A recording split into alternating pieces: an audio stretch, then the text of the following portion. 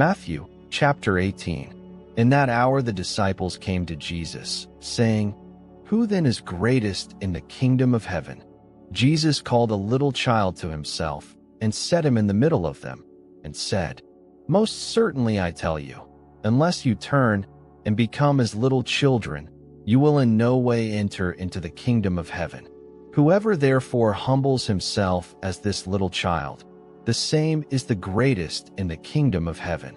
Whoever receives one such little child in my name receives me. But whoever causes one of these little ones who believe in me to stumble, it would be better for him that a huge millstone should be hung around his neck, and that he should be sunk in the depths of the sea. Woe to the world because of occasions of stumbling, for it must be that the occasions come. But woe to that person through whom the occasion comes. If your hand or your foot causes you to stumble, cut it off and cast it from you. It is better for you to enter into life maimed or crippled, rather than having 2 hands or 2 feet to be cast into the eternal fire. If your eye causes you to stumble, pluck it out and cast it from you. It is better for you to enter into life with 1 eye, rather than having 2 eyes to be cast into the Gehenna of fire. See that you don't despise one of these little ones, for I tell you that in heaven their angels always see the face of my Father who is in heaven.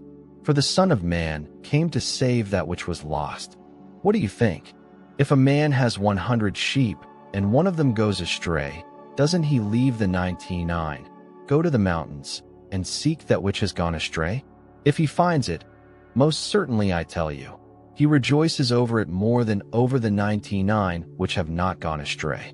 Even so, it is not the will of your Father who is in heaven that one of these little ones should perish. If your brother sins against you, go, show him his fault between you and him alone. If he listens to you, you have gained back your brother. But if he doesn't listen, take 1 or 2 more with you, that at the mouth of 2 or 3 witnesses every word may be established. If he refuses to listen to them, tell it to the assembly. If he refuses to hear the assembly also, let him be to you as a Gentile or a tax collector. Most certainly I tell you, whatever things you bind on earth will have been bound in heaven, and whatever things you release on earth will have been released in heaven. Again, assuredly I tell you, that if 2 of you will agree on earth concerning anything that they will ask, it will be done for them by my Father who is in heaven. For where 2 or 3 are gathered together in my name, there I am in the middle of them. Then Peter came and said to him, Lord, how often shall my brother sin against me, and I forgive him? Until 7 times. Jesus said to him, I don't tell you until 7 times, but until 70 times 7. Therefore the kingdom of heaven is like a certain king who wanted to reconcile accounts with his servants. When he had begun to reconcile, one was brought to him who owed him 10,000 talents.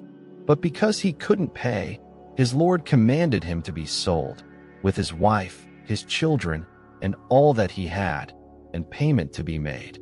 The servant therefore fell down and knelt before him, saying, Lord, have patience with me, and I will repay you all.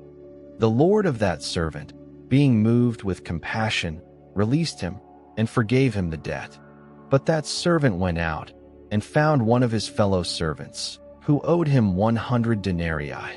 And he grabbed him and took him by the throat, saying, Pay me what you owe. So his fellow servant fell down at his feet and begged him, saying, Have patience with me, and I will repay you. He would not, but went and cast him into prison until he should pay back that which was due. So when his fellow servants saw what was done, they were exceedingly sorry, and came and told their Lord all that was done. Then his Lord called him in, and said to him, You wicked servant, I forgave you all that debt, because you begged me. Shouldn't you also have had mercy on your fellow servant, even as I had mercy on you? His Lord was angry, and delivered him to the tormentors, until he should pay all that was due to him. So my heavenly Father will also do to you, if you don't each forgive your brother from your hearts for his misdeeds.